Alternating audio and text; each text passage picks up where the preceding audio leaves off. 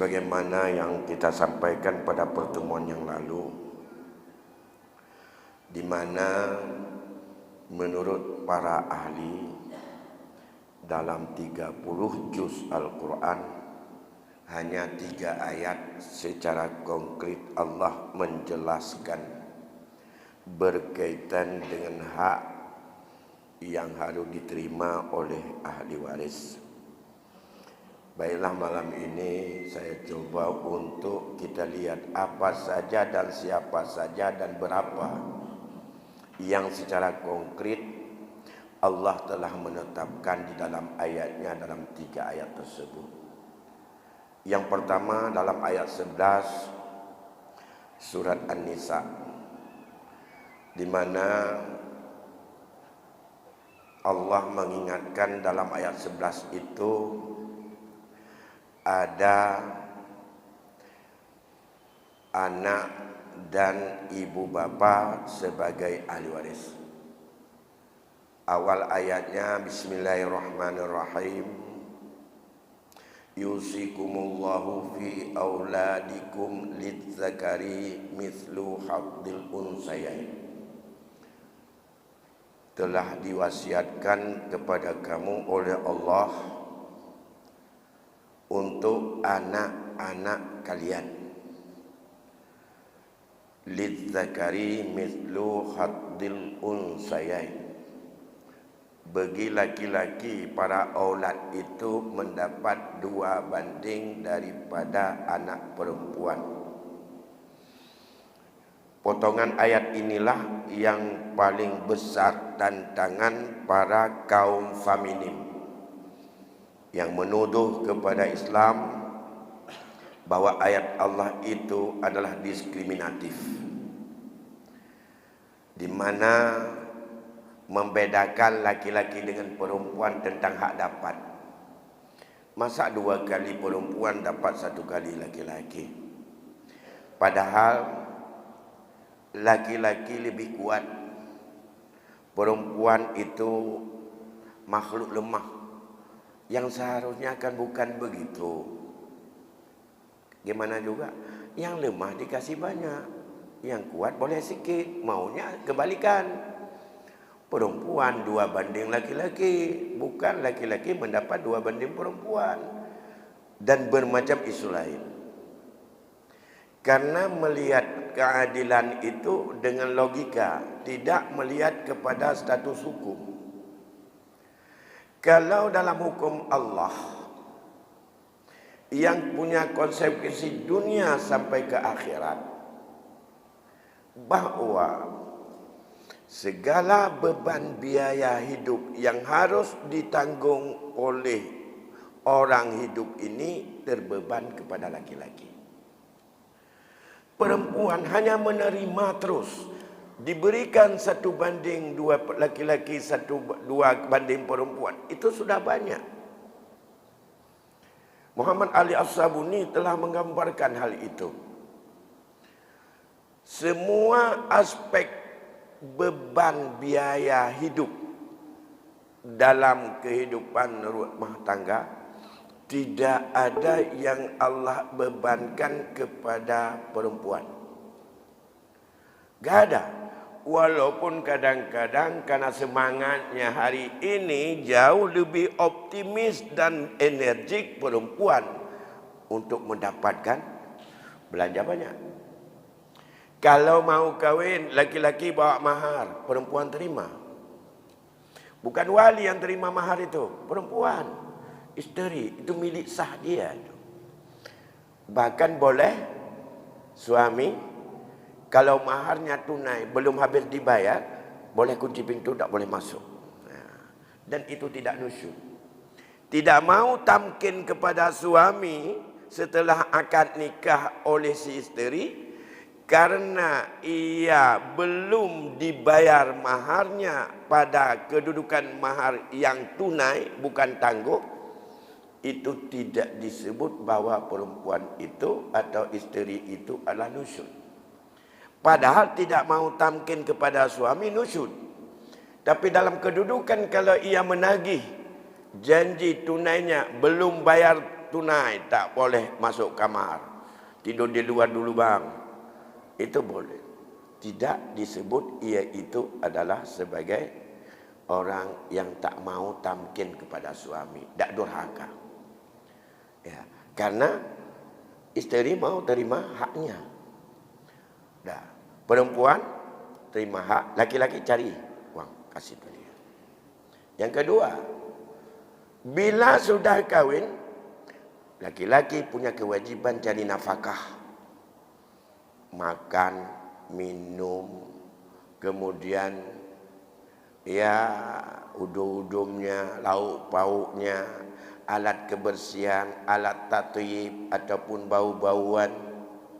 Itu semuanya beli baju minimal 6 bulan sekali ganti, walaupun masih baru ganti. Belum dengan baju-baju yang dibutuhkan sesuai dengan tradisi dan adat.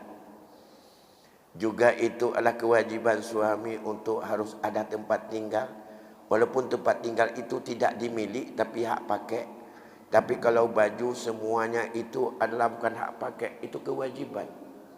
Maka dalam konteks ini, kalau kita hubungkan dengan hukum waris dan kita kaitkan dengan hukum gonogini, sebenarnya kalau sekedar itu tempat masak, piring, kemudian cawan, kecawan macam-macam dan komfor, itu sebenarnya itu milik sah isteri sebagai kewajiban, bukan hanya membawa makanan, membawa ikan, bukan hanya membawa nasi ataupun beras, tapi punya kewajiban suami juga beli alat masaknya, tempat makannya, sendoknya, piringnya itu. Makanya alat dapur itu sebenarnya tidak masuk dalam gonogini. Tapi kan hari ini sudah generalkan, semuanya gonogini kadang-kadang. Makanya harus bilang sama istri, ini bukan harta bersama ya. Gimana? Kereta ini, apa juga ini hadiah saya pada ulang tahun kamu yang ke-51. Ya, hadiah. Kalau hadiah namanya kepada istri, itu milik penuh istri, tidak gonogini. Nah, itu nafkah. Tambah lagi apa? Nafkah untuk anak atas suami. Nafkah untuk orang tua, suami. Nafkah untuk ibu, suami. Nafkah kepada adik kalau enggak subah sampai pada aturan wali, laki-laki. Semua perempuan tidak Allah bebankan untuk kewajiban jadi nafkah. Maka kalau diberikan dalam faraid ini merubah daripada apa yang pernah dilakukan oleh kaum jahiliyah, perempuan tak dapat apa-apa, anak-anak tak dapat apa-apa, tapi laki-laki yang kuat dan perkasa saja yang dapat pusaka. Ini sebenarnya sudah cukup besar menghargai perempuan, walaupun dia banyak, tapi ia tetap dapat warisan daripada dua orang tuanya.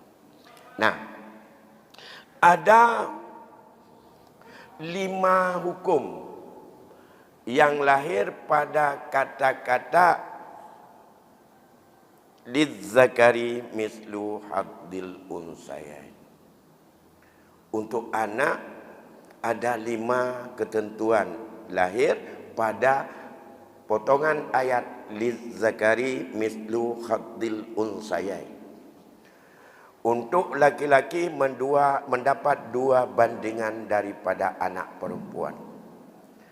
Yang pertama, andai kata seorang ibu atau seorang ayah meninggal dunia, tinggal anaknya 1 laki-laki, 1 perempuan, tidak ada ahli waris yang lain, maka seluruh harta itu dibagi 3. 2 bagian untuk si laki-laki dan 1 bagian untuk anak perempuan.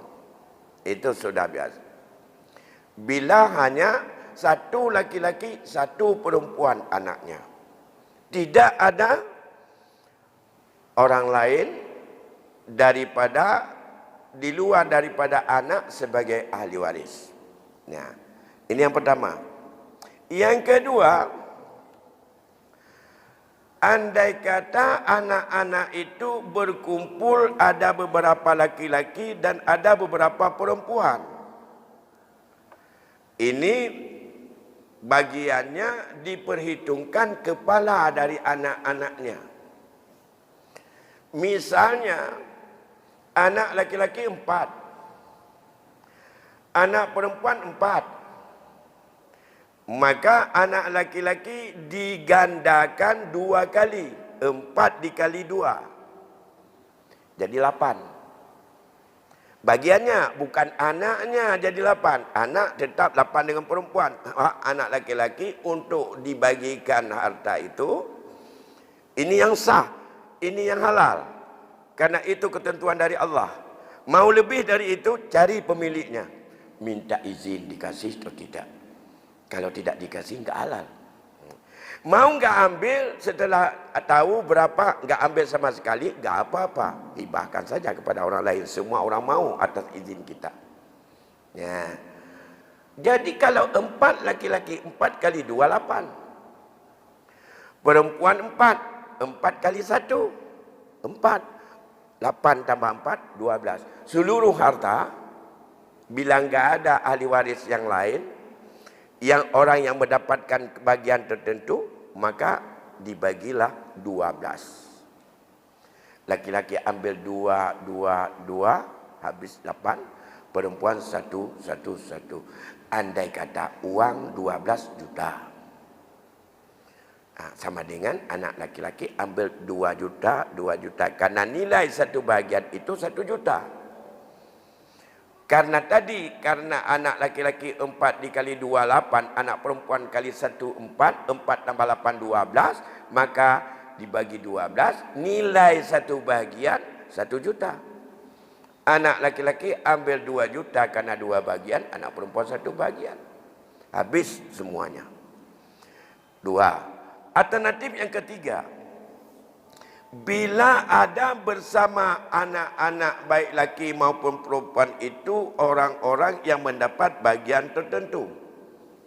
Yang bisa berkumpul anak laki-laki dengan anak perempuan orang lain atau ahli waris lain yang mendapat bagian tertentu adalah suami atau isteri.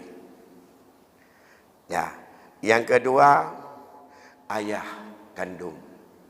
Atau kalau enggak ada ayah, kakek. Yang ketiga, ibu kandung. Kalau enggak ada ibu, nenek. Ganti dari ibu, nenek. Ganti dari ayah, kakek. Kalau pihak cabang ada adik abang, itu tidak. Ke bawah juga, aulad di bawahnya pun tidak.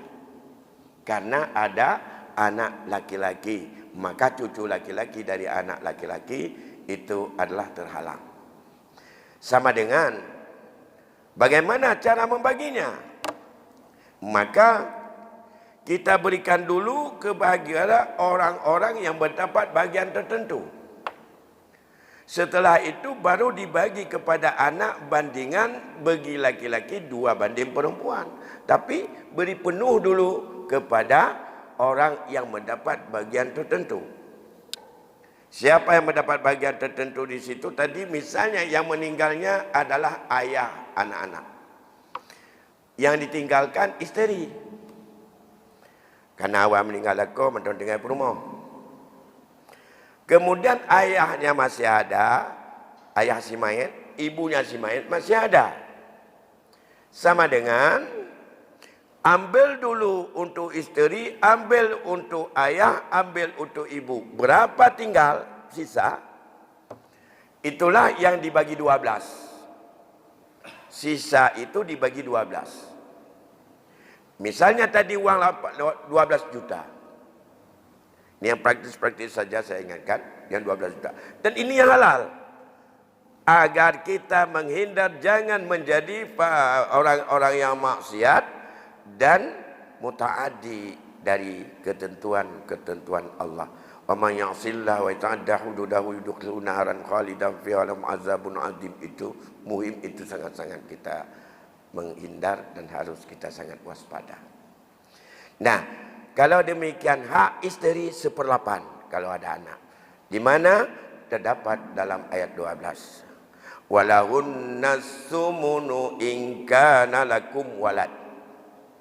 Untuk mereka isteri dapat 1/8 bila kamu punya anak, yang meninggal punya anak. Untuk bapak dan ibu si mayat dapat 1/6 masing-masing. Kalau untuk isteri bukan masing-masing, dia mendapatkan 1/8, satu isteri 1/8, dua isteri 1/8, 4 isteri 1/8 juga. Karena walahunna, kata Allah, bagi mereka para isteri mendapatkan 1/8 ingka nalakum walad, jika kamu punya keturunan, punya anak. Sama dengan 1, 2, 3, 4 isteri, 1/8 bagi 4 mereka. Kalau 3, 1/8 bagi 3. Apakah isteri itu ada buku nikah atau tidak? Yang penting isteri saat ia meninggal itu adalah akad nikahnya sah, walaupun tidak mendapat perlindungan negara. Karena isteri yang tidak ada buku nikah tapi memenuhi syarat dan rukun nikah, mereka itu adalah sah sebagai isteri dan takluk hak yang Allah berikan, walahunnas sumun. Bagi mereka pada isteri 1/8 masuk kepada isteri ada buku nikah atau tidak ada buku nikah. Ya, oleh karena demikian maka tidak ada ketergantungan pada buku nikah itu terhadap sah tidaknya. Tapi isteri yang tidak sah karena kawin pasir, karena terjadinya itu adalah hamil di luar nikah, atau isteri tapi bukan daripada isteri sah, sudah batal, atau mereka itu adalah sudah talak, sudah cerai, itu enggak dapat. Jadi isteri yang sah maksimum 4. Mereka kumpul 1/8. Nah, kalau demikian ibu dan bapa, mama dan ayah dari si mayat mendapat 1/6 masing-masing. Wali abawaini likulli wahidin, kata Allah. Bagi dua ibu bapa, bagi tiap-tiap satu di antara mereka mendapatkan 1/6. Likulli wahidin minhumas sudus. Bila si mayat ada anak adik. Berarti yang harus diberikan dulu sebelum diberikan oleh kepada si anak. Nah, maka ini yang harus, jangan pikir karena anak, karena ada anak, karena ada istri, maka dibiarkan kepada ayah ataupun ibu si mayat. Akibat pembiaran akan terjadi syubhat yang sangat besar, bahkan terjadi penguasaan harta yang tidak halal. Jadi kalau demikian, hak bapa 1/6, hak ibu 1/6, hak isteri 1/8. Maka angka 6 dan angka 8 yang habis dibagi seluruhnya adalah 24. 24 menjadi angka pokok. Berikan kepada si isteri 3 bahagian, karena 24 dari angka pokok, hak si isteri adalah 1/8 dari 24, 3 bagian. Kepada si ibu, si mayat mendapat 4 bagian. Kepada ayah si mayat dapat 4 bagian. 4 adalah 1/6 dari 24. Kalau dihitung 1/8, 3, 4 sudah habis 11. 8 tambah 4 hak bapa, 4 hak ibu, 3 hak si isteri. Jumlahnya 11. Kalau tadi jumlahnya seluruh harta adalah dipecahkan menjadi 24 bagian, angka pokok, maka sisa daripada 24 setelah diambil 11 tinggal 13. Kalau kita uangkan nilai satu bahagian, andai kata angka pada angka 12 juta tadi, nilai satu bahagian sama dengan 500.000.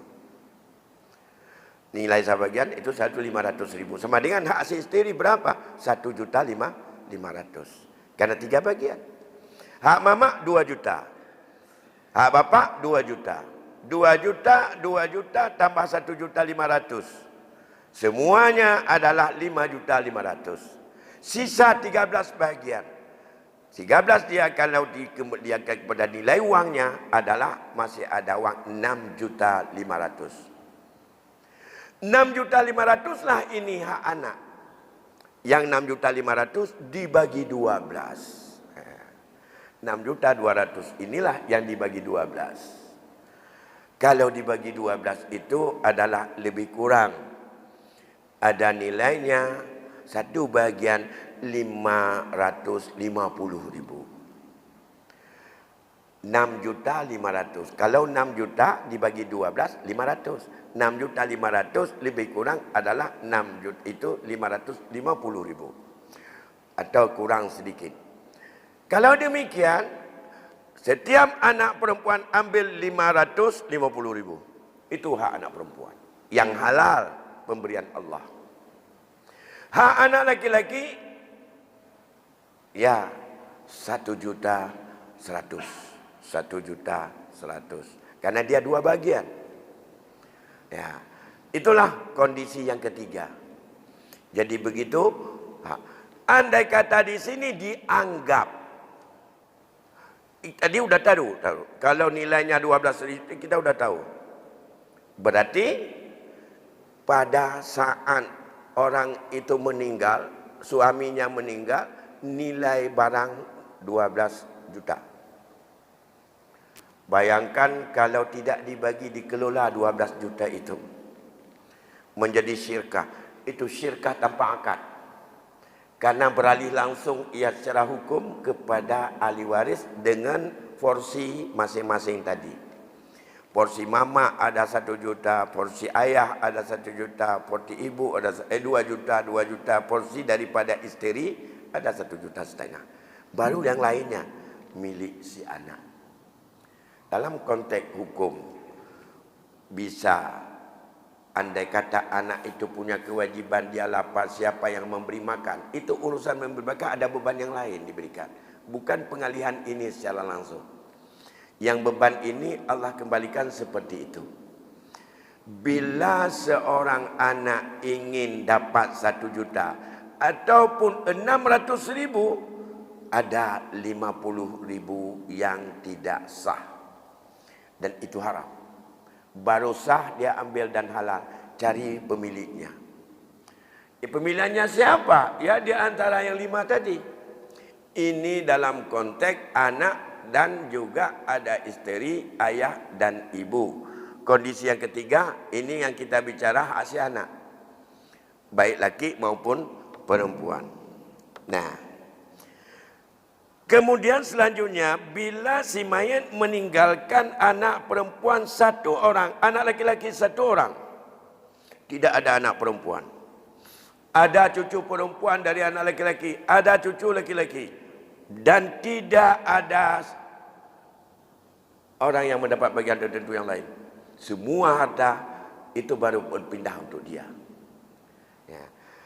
Seorang meninggal dunia, anak laki-laki tok 1 ditinggalkan. Gak ada anak perempuan. Tidak ada isterinya. Orang meninggal tadi, tidak ada isteri, sudah duluan meninggal. Sekarang dia ingin ambil harta daripada ayahnya. Tidak ada mamaknya atau nenek dia. Tidak ada kakeknya ataupun mama ataupun ayah daripada ayah dia. Maka ia tunggal. Kalau demikian seluruh harta tak perlu bagi-bagi. Dan tak perlu bawa matematik. Karena enggak ada milik orang lain. Semuanya milik dia. Nah, itu kondisi. Ini andai kata dia 1 ambil seluruh harta. Ya, tidak ada kekurangan apapun. Dan itu jelas. Kemudian, andai kata anak itu tidak ada anak laki-laki. Nah, itu ada isyarat ayat yang lain ke depannya. Gak ada anak laki-laki. Bila tidak ada anak laki-laki, ada anak perempuan 1 orang, maka hak dia bukan menghabiskan. Tidak ada sama sekali yang lain, gak apa-apa. Yang jelas ia tidak bisa mengambil habis anak perempuan. Bagaimana mengambilnya? Allah ingatkan, in kanat wahidatan falahan nisfu. Itu ayat yang ayat 11 juga di depannya. Bila anak perempuan satu orang, ia setengah. Lebihnya siapa ambil? Kita lihat nanti. Kalau enggak ada yang ambil, tidak ada, seluruh ahli waris tidak ada. Nah itu, ambil dia hak warisan diberi Allah oleh setengah, setengah lagi nanti ada jalan pengembalian sisa. Kalau tidak ada urutan 1 sampai habis ahli waris dah ada, ambil juga untuk dia semuanya. Tapi dia bukan mengambil seluruh harta, tapi dia mengambil setengah sebagai bagian dan mengambil setengah lagi sebagai jalan pengembalian sisa. Ini kalau satu. Bagaimana kalau 2 atau lebih? Ya, ada 2 anak perempuan, mungkin bahkan 4 anak perempuan, laki-laki tidak ada, tidak bisa menghabiskan juga. Hanya dia bisa menghabiskan maksimum 2/3 harta. Ia bergabung dengan orang-orang lain yang mendapatkan bagian tertentu. Tapi yang bisa menghabiskannya dengan anak laki-laki tadi. Ya. Maka kalau 1/2, kalau 2 atau lebih, ia adalah mendapatkan 2/3. Kalau tidak cukup, itulah nanti akan dicari dengan jalan aul yang akan terjadi. Ini kondisi yang keempat. Udah 4 hak anak. Jadi kita simpulkan. Kemudian yang terakhir, bila ada anak laki-laki dari anak laki-laki, mereka berdiri pada kedudukan anak laki-laki. Saya ulangi, bila ada anak laki-laki dari anak laki-laki, bahasa lain cucu laki-laki dari anak laki-laki, bahasa lain cucu agam bak anak agam, dia menduduki kedudukan anak bila anak tidak ada. Dia menduduki kedudukan anak laki-laki bila anak laki-laki tidak ada sama sekali. Bagaimana ada anak dari anak laki-laki padahal ia itu adalah tidak ada anak? Makna tidak ada anak, saat meninggal anak laki-lakinya sudah meninggal semua. Bukan tidak ada anak daripada secara keseluruhan. Yang tidak ada saat meninggal ayahnya. Anaknya sudah duluan meninggal semuanya. Tapi ada cucu laki-laki dari anak laki-laki. Cucu agam, bak anak agam, dia menggantikan pada kedudukan anak laki-laki. Kalau ada anak laki-laki, dia tidak bisa menggantikannya, maka dia mundur. Maka dia martabatnya lebih rendah daripada anak. Nah, kalau mundur dia, ayahnya sudah duluan meninggal, tapi masih ada anak laki-laki yang lain, apakah pakcik atau pamannya? Ini yang sering disebut dalam masyarakat Aceh sebagai anak patah titi. Kapatah tutu ayah awaiji meninggal karena mantongnya apa dan abuah yang lain yang merupakan saudara daripada atau saudara-saudara daripada ayah dia masih hidup. Dia tidak bisa menggantikan ayahnya. Ya, karena dia berdiri pada kedudukan anak. Tapi dalam hukum wewe, dalam hukum perdata, cucu itu adalah menggantikan ayahnya yang sudah meninggal. Nah, kalau menggantikan ayahnya yang sudah meninggal, dalam hukum Islam, orang yang sudah meninggal enggak ada kedudukan untuk milik. Mengapa enggak bisa diganti? Karena perpindahan itu terjadi setelah meninggal, bukan sebelum meninggal. Saat meninggalnya ayah daripada atau kakek daripada cucu tadi, saat itu ayah dia sudah meninggal. Tidak bisa untuk mewarisi, tidak bisa untuk menguasai karena almarhum. Karena tidak bisa, ia pada martabat kedua sebagai aulad bila tidak ada anak laki-laki. Ini yang real dalam ayat. Hikmahnya apa? Kalau dia pada ayahnya meninggal, ia tidak mendapat lagi daripada harta dari kakeknya. Bukan tidak dapat harta ayah dia. Menyobak ayah jih yang cok mendung. Bahkan apa-apa aja namanya membunuh mendung. Ayah saat meninggal ayahnya. Seorang anak laki-laki meninggal dunia. Saat ia meninggal, seluruh harta kepada anak-anaknya itu. Karena saat ia meninggal ayahnya, dia sudah ada. Kalau dia belum ada, berarti bukan anak ayah. Anak orang lain yang datang. Ya. Karena dia itu harta dari ayahnya, mereka pemiliknya. Seperti kedudukan anak tadi kepada kakek dia. Nah, kemudian andai kata seorang anak yatim dan ia tidak mampu untuk hidup layak, harus diberikan nafkah kepadanya. Cucu dari anak laki-laki tadi kewajiban nafkah bila masih ada kakek setelah meninggal ayahnya, belum lari kepada pakciknya. Tidak lari kepada abuanya atau saudara ayahnya, tapi langsung secara partikal naik kepada kakeknya. Kakek ayah daripada ayah dia. Sekarang ayahnya meninggal, ayah daripada ayahnya meninggal, kakeknya meninggal. Siapa yang bertanggung jawab? Nafkah dia, andai kata dia miskin, berpindah kepada abang atau adik daripada ayahnya, baru berpindah kepada saudara.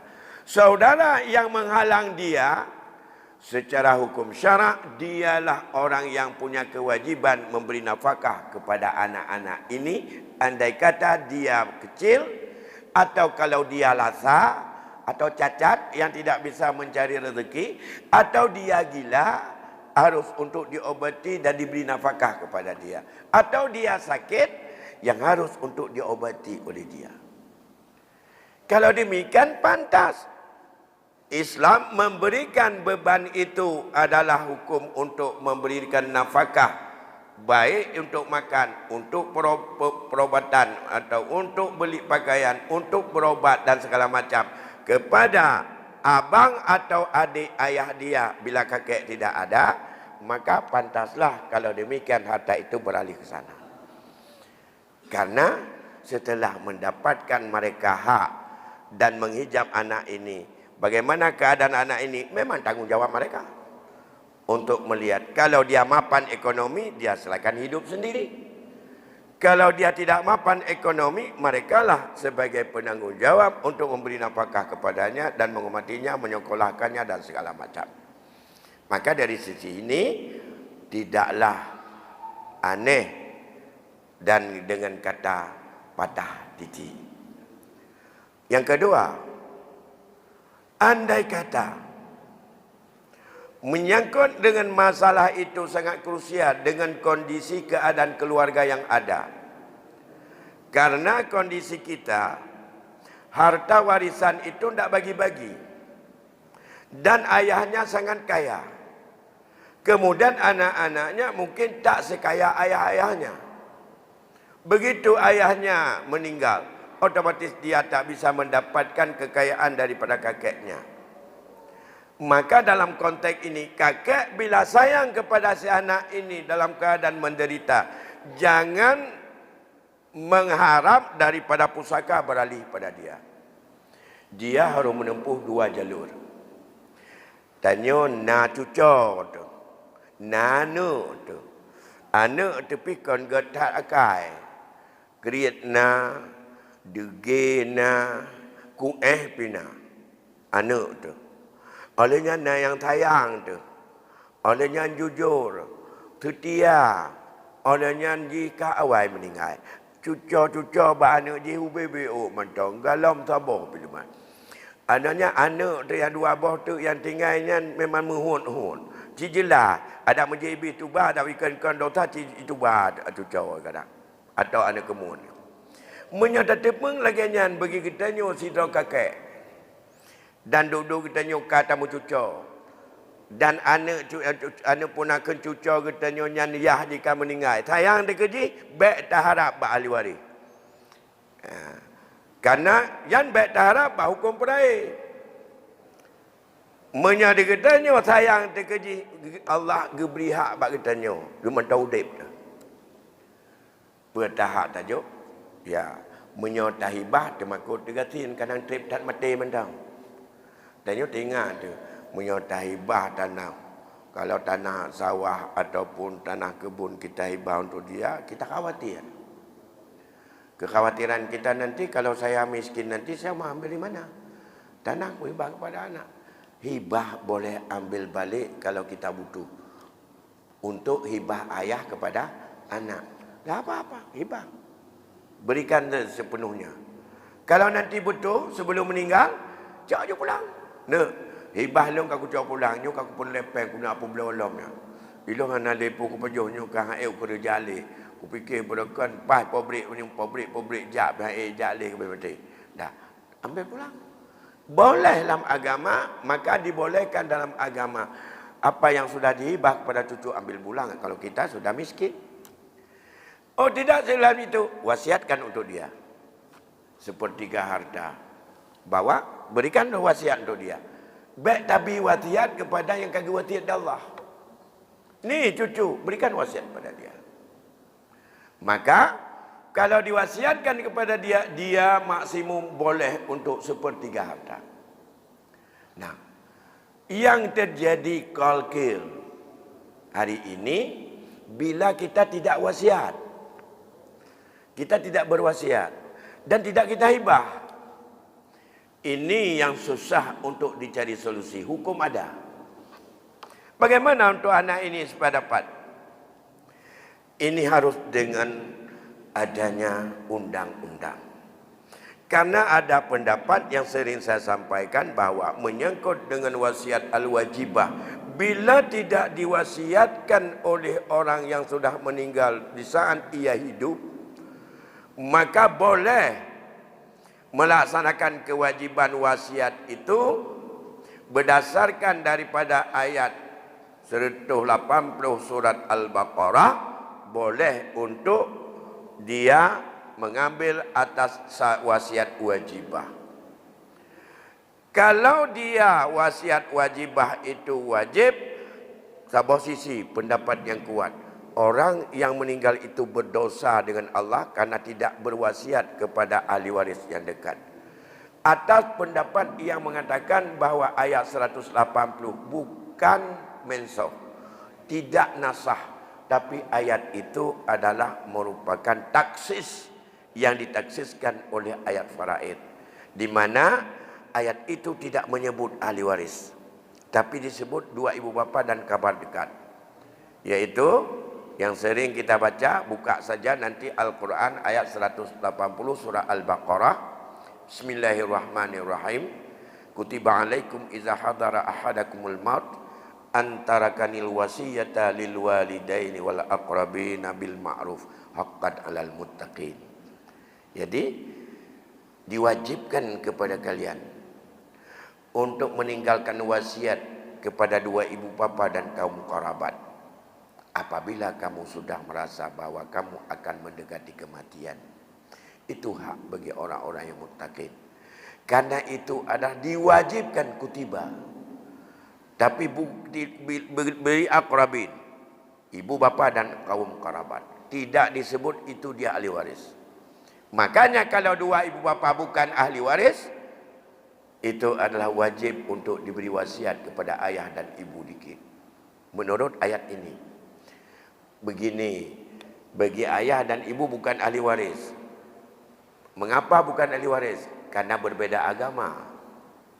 Seorang anak masuk Islam, ayahnya masih kafirin, ibunya kafir, warisan tidak dapat untuk dia dari anaknya.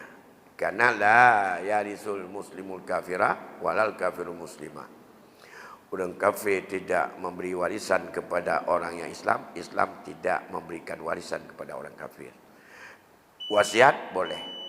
Makanya wasiat. Menyahana wasiat yang jelas dia itu adalah. Yang kedua, apakah kewajiban berwasiat itu hanya dengan kewajiban atas orang yang berwasiat atau juga untuk wajib ditunaikan? Pendapat yang kedua mengatakan, pertama berdosa kepada orang yang meninggal, yang kedua juga berdosa kepada orang yang masih hidup untuk tidak ditunaikan bila tidak ditunaikan wasiat itu. Dengan ditunaikan, yang meninggal lepas dari dosa dan yang orang hidup juga halal mengambilnya karena sudah diberikan. Tapi ini masalah khilafiyah. Masalah khilafiyah tidak bisa secara qat'i kecuali hanya ketetapannya dengan adanya undang-undang atau hukum. Bapak Ibu sidang jamaah, itulah kondisi anak. Di waktu yang lain akan kita lihat kondisi ahli waris yang lain, yang kandungan ayat, yang isyarat ayat dengan 4 dan 5 keadaan tadi. Demikian yang kami sampaikan karena mengingat waktu sudah masuk bahkan lebih dikit, dan saya akhiri wallahu a'lam bishawab. Wassalamualaikum warahmatullahi wabarakatuh.